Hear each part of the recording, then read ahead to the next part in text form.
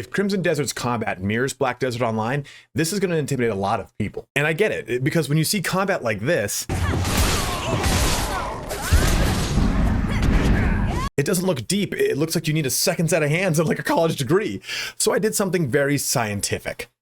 I booted up Black Desert Online for the first time. Fresh install, brand new player, less than an hour played. I wanted to see if the fear is actually justified from a new player perspective, or if it just looks like chaos from the outside. And what I found surprised me, because the intimidating part isn't the combat, it's just the first impression. From 10 feet away, it looks like pure button mashing, but when you slow it down for literally like 30 seconds, there's a structure underneath it. So here's the upfront version, my too long didn't watch. If Black Desert Online is the blueprint for Crimson Desert's combat, it's not random. It's this structured chaos. It just hides that structure behind speed. In this video, I'm going to show you what's actually happening in BDO as a new player, and then I'll connect it to what we've seen from Crimson Desert and what I've actually played of Crimson Desert. So the real question isn't, does it look chaotic? The question, is it actually overwhelming, or is it just misunderstood? So let's get into it. Loading into Black Desert Online or taking a look at Crimson Desert, this is what people see. Particle effects, movement, ability spam, things going all over the place. And I thought what was happening was this: having to memorize 15 different inputs, having to know all of these entirely complex, huge combos with an insane action per minute. But I'm just holding one key. This entire sequence you're seeing is just from one button.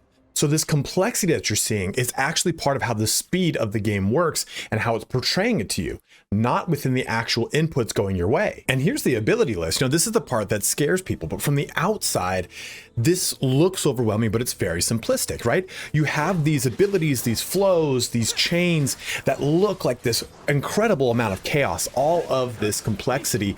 But when in reality, what we're taking a look at is simple inputs. These small little inputs that make for these bigger splashes, I think, are part of the beauty of what makes Black Desert Online, and by extension Crimson Desert Online, seems so intimidating from the outside, right? You look at all this and it seems like it's just going to be such a chaotic flow that there's no way you're going to be able to staple it. But if we actually jump into the game, this is all clustered together. Like, hey, I want to move around, then I'm just going to simply press shift and go in a different direction.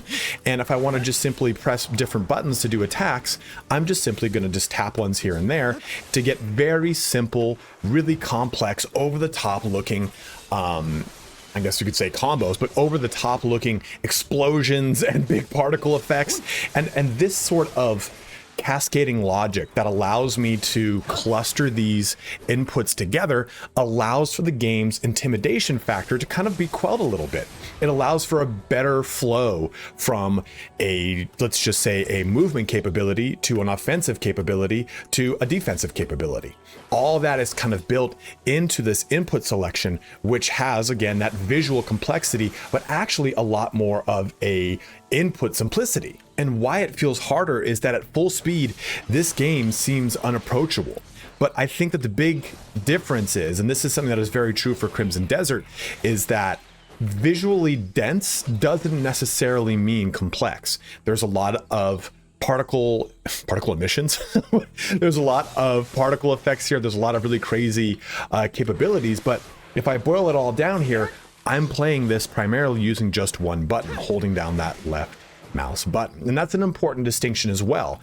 I'm using a mouse and keyboard because a mouse and keyboard, in my mind, is a lot harder than a controller when it comes to lots of different inputs. I think it's a little bit wilder to get your hand to go from an A to an E to do one set of skills than it is for left bumper X or left bumper Y. And that's something that I think is really going to help out here, because it's going to allow you to parse this game in a lot of different ways. And not just this game, of course, Crimson Desert. So if this structure translates to Crimson Desert, then that fear becomes misplaced. And we get a game that does have that same structure. We're taking a look at abilities that are grouped together, clustered together. I've already given examples in my combat video of how you use left bumper and right bumper to cause a defensive glint, which then stuns everyone and gives you a follow-up. That visual complexity is very easily mirrored through simple button input. That mobility is layered in the game, not stacked. So you're not having to go through an insane level of inputs, you're an insane level of combos. You're able to really push yourself through a familiar structure if you're a BDO veteran, but really a refined input language that allows you to play with what the game gives you initially, then layering it as you get better at the game. And that's the most important part here, right? The intimidation isn't coming from the inputs, it's coming from how much is happening on screen. If Crimson Desert carries the same structured branching that we saw in BDO, this isn't alienating, it just becomes this layered level of chaos that fluidly pushes you through a growing difficulty of game across both the inputs and the commands that then are thrown your way, or combos that are thrown your way, to really result in something that allows you to flourish within its combat system without feeling like you're going to fall flat every time you get to a certain point in the game. And that's important, right? When we play a game like Witcher 3, you learn the combo system and then the game falls flat because you're playing the same combos over and over. So the layered complexity here is really one of the biggest driving forces of not just BDO, but truly about Crimson Desert. So if this ends up intimidating people, it won't be because the system is too complex, it'll be because they never gave it long enough to understand what they were actually pressing. So in conclusion, if you've been worried that this game is going to be too much, that Crimson Desert is going to have too complex of a combat system, then this video is your answer. It looks chaotic, that the surface of it has a lot going for it, and that visual chaos is really simplified by a input system that is streamlined, is a lot more accessible to you as the player, and it's truly layered. You're not looking at this chaos of memorizing combos, you're looking at a chaos of simplicity that is actually unfolding visually in front of you in a real crazy way. So the question isn't, can you handle it? It's whether you're willing to learn it. And that's, I think, true of any game in the current era. And we'll see very quickly whether Crimson Desert leans into this layered structure or simplifies it.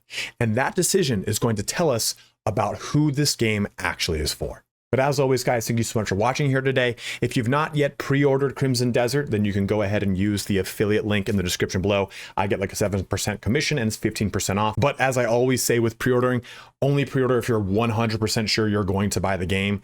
If you're on the fence, just wait for reviews and gameplay. Also, speaking of gameplay, I do stream on Twitch, which you can find in the link below. So come on and check me out live, where I will be playing this game and plenty of others. But again, as always, guys, thank you so much for watching here today. Have a good one and take care.